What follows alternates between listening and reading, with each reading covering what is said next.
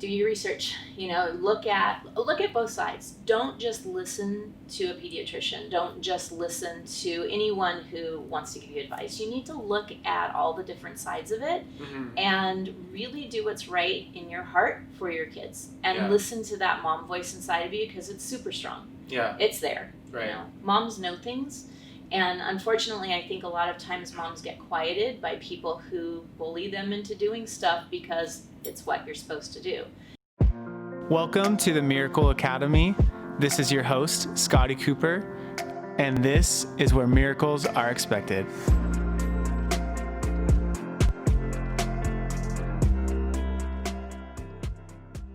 Hello, this is Scotty Cooper with the Miracle Academy. Today I have a really special guest. I have my beautiful mother, Therese Cooper. Her background is in speech therapy, and she's also a college professor. She actually won the Lecturer of the Year award for Cal State Fullerton. So, not that I'm bragging or anything, but what were some of the? She's taught so many classes, I can't even remember all the different ones. But what are they? So everything's in the area of speech therapy. I do anatomy and physiology for speech and hearing. I teach neurology, voice disorders and cleft palate, communication and aging. I love my little old people. And I am a supervisor in the graduate program for the adult clinic. That's cool. Yeah, so the big thing that I really wanted to hear having my mom on here was having her talk about how you raised us with not only a chiropractic lifestyle, but I feel like this different philosophy that other parents didn't necessarily have.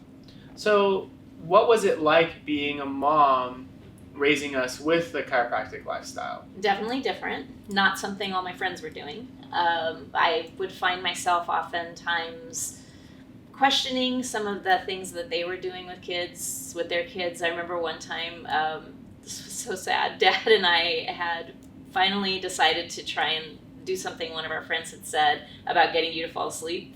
And it was during the Super Bowl. And so we left you in your cute little Dallas Cowboys outfit in your crib to put yourself to sleep. You cried. We sat there going, can't watch this game. He's crying. What do we do? What do we do? Kept going back to the door. I can't take this. Why did my friends tell me to do this? I just need to go with my heart and do what's right. Go in there. You had, it was a mess. It's so sad. And so at that point, I was like, you know what? I'm going to follow my own heart, and I'm going to do what my heart says is right for my kids. They all said, don't sleep with your child. We did. I fully believed in the family bed. I felt like, having you guys next to us was important because you could breathe like we breathe. You could, feel our heartbeats. It was something that was important to me. Yeah. Feeding wise, I always kind of let you guys dictate what you needed and followed what you all needed rather than reading a book or listening to other people. I just went with my heart. Yeah, that's cool. So what were some other things you did parenting wise that was a little bit different than what your friends were doing or other people were doing? Well, definitely you all got adjusted at birth. Pretty much from the moment you were out. Dad was there checking all of your necks, making sure you were all aligned. No medications. You never had any medications. Actually, you had so fun story, the first time you ever had a fever. So my first, everything happened to you. You were our trial run. Their first fever, you were a couple months old maybe, and I freaked out because, new mom, my child's sick, what am I going to do? There's a fever. And your dad said, let it run its course. And I said, no, call the pediatrician. So I pretty much, I think it was like a Friday night, 9 o'clock, 10 o'clock at night, I bullied my way through the answering service because you know me, and got a hold of that doctor who then pretty much lectured me on how I was never ever to do that again for something as simple as a fever, which then that really made me mad. But his whole solution was to give you that children's Tylenol or whatever it was. And that was the one thing I ever gave you. And Dad said, I'll let you do that this time, but you got to promise me that you're going to track how his illness goes. And then the next time he gets a fever, because it will happen again, next time he gets a fever, I get to do it my way. And I said, fine, deal. Give me the whatever. So I gave it to you. You were sick for a week. Okay. I thought I did good. Whatever. Next fever comes a few months after that. Dad says, my turn. He adjusted you. Fever went away. You were better the next day. Literally went through every medicine cabinet in our house and turned it from a medicine cabinet into a shampoo cabinet and threw away every stitch of anything related to medicine. And we have never looked back. We have no medicine in our cabinet. You guys were never given anything other than supplements. Anytime any of you were sick, it was like, what can I take for whatever? And it was always the vitamins, the supplements, those things that would keep you well. So how would you help like a new mom that wants to live like that but doesn't quite know? Where would you kind of help her see like how to do those things? Do your research, look at both sides. Don't just listen to a pediatrician. Don't just listen to anyone who wants to give you advice. You need to look at all the different sides of it and really do what's right in your heart for your kids and listen to that mom voice inside of you because it's super strong. Yeah. It's there. Right. Moms know things. And unfortunately, I think a lot of times moms get quieted by people who bully them into doing stuff because it's what you're supposed to do. And I don't think that you need to do it that way. Yeah. The fact is that civilization's been around for how long? Right. We didn't get this far without, if you needed medication back in caveman days, we wouldn't have gotten this far. Right.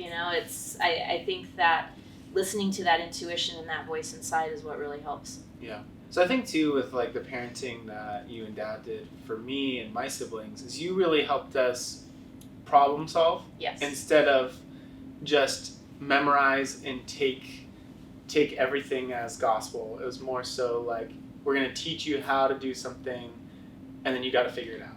Right. So how did that come about? How did you guys decide that? How did that all start? I think it's just kind of intuitive for both of us. We both are problem solvers, but I didn't want to be that mom. Okay, so first of all, I never wanted to be the mom who thinks my kids are perfect because nobody's perfect. Well, I kind of am, but don't tell yourself. But I think that just being realistic with your kids, knowing what they can do, knowing what they can't, and support them, but also allow them to make their own mistakes because that's how you learn. You may do it wrong the first time, but then you figure it out and then you learn how to do it right so that the next time you got it down. Right. And we've always just kind of let you guys do that and problem solve. And I'll tell you, this has been a battle I've been having the last couple of years with my college kids. Yeah. The problem solving is lacking right now. Why is that? I have opinions, but I couldn't tell you, I haven't done a study on it, but I feel like kids of today aren't allowed to make mistakes. One of the things that always drove me crazy was the everybody gets one kind of a mentality. We put you guys in sports, we put you guys in dance, not to get trophies, but to learn from those experiences. And if you happen to get a trophy, awesome. But if you lost, you learn from that experience as well. Yeah. A classic example, your sisters both danced for years and years, and we went to this one competition where they literally got everybody in the studio got one trophy for every dance they were in. Trophies for every dance they were in. Yeah. Your sisters were like in 20 dances, so they ended up with 20 trophies, and I said, no way you're bringing that home. We did not have room for that. And all the girls, it was kind of an unspoken thing, they lined them all up. It was the dressing room had like a curve. It was for a choir. Yeah. And they lined them all up on this curve. We took a picture and then we all walked away and left them there. And I was like, dance company, don't waste your money on this. All right. Kids have to earn stuff. Yeah. And I think that was the thing. We made you earn what you got, what you deserved. Definitely. So with your students today, so you're kind of seeing that there's this lack of critical thinking. Yes. What do you do to help them, like in those classes, to help them really develop that skill? Because obviously to be a speech therapist, you have to do that. Yeah. And so I give them those tools. I mean, teaching the science part of it, everything comes down to anatomy and physiology, honestly. And people look at speech therapy oftentimes and they think, oh, look how fun, they're playing games with the kids and making sounds, ooh. But you actually have to think about what's the neurology behind what they're doing with their body? What is physically happening with their mouth, with their tongue, with their lips, with their throat when they're speaking? And you have to be able to break that down. And I call them my little speech therapy detectives, but you have to break all of that down to determine what's wrong with my child or adult that I'm working with, and then how can I fix that? Yeah. And so we talk about that every step of the way. From the beginning with my anatomy classes, we talk about, if something's wrong with this particular muscle, what do you think might happen? And initially they're like, I don't know. Yeah. And then they get to the point by the end of the semester where they're going, oh yeah, I see how that fits together. And by modeling it, by talking them through it, I think it helps them to start developing those skills. Mm-hmm. And then by the time I get them in graduate school, a lot of them will say, I need more guidance. I need more of this. I'm like, I'm not going to. Yeah. I'm not going to give you that guidance. I need you to figure this out on your own. You've had all of these classes that give you that basis. You now need to figure it out. Come talk to me. I'll let you know if you're on the right track, but I'm not going to hand stuff to you. Right. And I think that's, from my opinion, I feel like in education, there's a lot of that just memorize what you need to memorize to pass the test. Yes. And you're done. Right. And I'm sure you guys helped guide me to this. I felt like I came up with it on my own, which probably wasn't. That was our plan. Probably. But I came up with okay, I need to actually learn the deeper part of this lesson. When I was in school for business, okay, I can learn the specifics of accounting or finance or marketing, but I need to know more so the skill below it that really I can use that part and put it to whatever I need to do in life. Instead of memorizing the answer, knowing the 4 P's of marketing, it was more so taking from that, what do I need to really learn to apply it to my life? Right. And I'm happy that you do that in your classes, because I feel like, and luckily I think that the school I went to did that for me, and I think I kind of forced it to do it for me, and I would seek that out with the professors, and it was cool because they were open to that, and they liked that I had questions like that. Mm-hmm. But I look at I thought in my classes, I was like, oh, well, I don't have the top grade, but I feel like I'm getting more value out of this than other people are. Right. So I'm glad that you do that in your classes. Yeah. Application is key, being able to apply, and that is one of the things I tell my students too. The question is always, getting into grad school is very difficult in speech therapy. You almost have to have a 3.8 to a 4.0 in undergrad to get into grad school, and you can't be a speech therapist unless you have a master's degree. So it's very tough. Yeah. So their concern is always my grade, and that makes me sad because I feel like you should learn for the sake of learning and enjoy it. But I still try to provide that for them, and I tell them you need to enjoy. But when they start asking me, what's going to be on the test?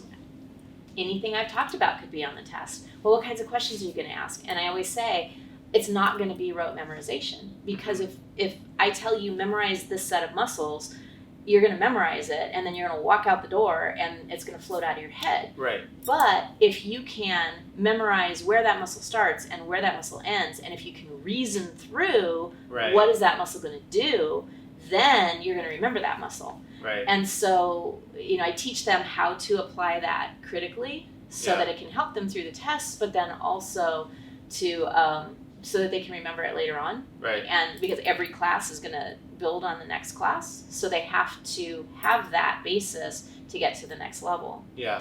And you guys always tease me because I am that horrible teacher that does the 2 of the above and the none of the above. And they hate that, but I tell them day one, you know what? I'm going to do it. And I always tell them too, my family's on your side. They tell me I shouldn't, but I'm going to keep doing it because this is how you critically think.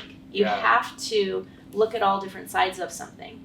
Right. It's not just one answer. It could be 2 or it could be none in that pool. But you've got to critically think through it to determine what is the best possible scenario. Yeah, that's cool. For any of her students that are watching, if you see any funny extra credit questions, those are normally from me. I have a say in some of those. So just, you're welcome. I'm sure they're grateful. Exactly. So let's talk about what is some of the things that you think that parents should do for their kids to help them be able to think critically rather. The big thing is, so as a speech therapist, I see the advent of technology as not a good thing for kids. Yeah. It really isn't. I mean, technology can do a lot for us, but it also can be very detrimental. And growing up in the world of speech therapy, going through school, I learned that there's developmental norms of where kids should start talking, and where it used to be like, they should have a couple words by the time they're a year old, and then by 2 they should be putting together simple sentences. It's now taking until they're 3 or 4. Wow. Okay, what's going on that's causing this to happen now? And that's now becoming almost the new norm, which isn't necessarily right. Just because it's the norm doesn't mean that it's right. Right. And the problem that I see is that parents are working a lot. Our economy is requiring parents to work. And a lot of the kids, like at the little school that I am still a speech therapist at, you've got kids coming to school at 6:30 in the morning and going home at 6 o'clock at night. They eat dinner and they go to bed. Right. And they don't have time with their parents. And you learn from your parents. You learn how to speak from your parents. You learn how to put together sentences from your parents. And you learn these kinds of skills from your parents. And I think it's hard when parents aren't there. Now, I understand that parents have to work. I had to work too. But I also then made sure that whoever was around you guys, namely my mom, was the one who was going to follow through the things that I wanted her to do and communicate with you, and not plop you in front of a TV or hand you, there wasn't iPads back then, but, not hand you those things, because a child on an iPad, they can navigate amazingly well. 2-year-olds can find things on my phone that I can't find, but they also can't hold a conversation. Right. So I think technology gets in the way. I think the lack of together time with family is hard. One of the things that I was a stickler on when you guys were, even now, is family dinners. I love having a family dinner, and I will do whatever I have to make sure that we all eat at the same time. Yeah. Last night even, it felt weird to me because we ate in 2 different groups, and I was like, I want to be home. I want to be with my family. I need to have that dinner. And when you guys were little, I would make you wait until dinner until 9 o'clock at night. When Dad got home, I'd give you snacks, I didn't starve you. But I made you guys wait because I felt so strongly about having that time as a family unit. Yeah. And if you can't do that, or if it's, a short dinner, at least having that time. Stay off the phones, stay off the iPads, talk to each other. Yeah. Model for the kids how to speak. Right. Talk to them about their day, and don't just say, how was your day? Fine, and leave it at that. Tell me something about your day. Yeah. So that you're not just accepting a yes and a no answer from them. Yeah. And if you start that young, then you've got that pattern with them throughout their life. Cool. Yeah. I mean, I definitely look back and I can see all the times we did that, and I do appreciate it, whether or not we always said that, but I do appreciate that. But I see it making a difference for me now, right? I feel that from all these things that you guys did, between my health, between instilling in me that I can be who I want to be, you're giving me the tools, but I get to use them, and I get to build what I want to build with it. And I think that's really special, and I think it's really cool. So cool. So is there any other things that you feel that you would want to tell either your younger self as a new mom that would be just a pearl of wisdom to that person? Not to stress out so much. You know what? Just enjoy the time, because it goes so fast. Yeah. And I can remember when you were first born, and unfortunately, I thought maternity leave was a vacation. It's not. So don't treat it that way. If you do one thing in that day, it's been a great day. Yeah. And so I found myself getting really stressed because you'd be crying, or, I remember one day Dad came home and we were both sitting on the couch crying at each other. And he's like, what is going on here? I just want to go do whatever. He's like, why do you want to go do that? And he's, write down for me what you did during the day. I actually came across this not too long ago. It was pretty funny. It was minute by minute. And then he cried. And then I changed a diaper.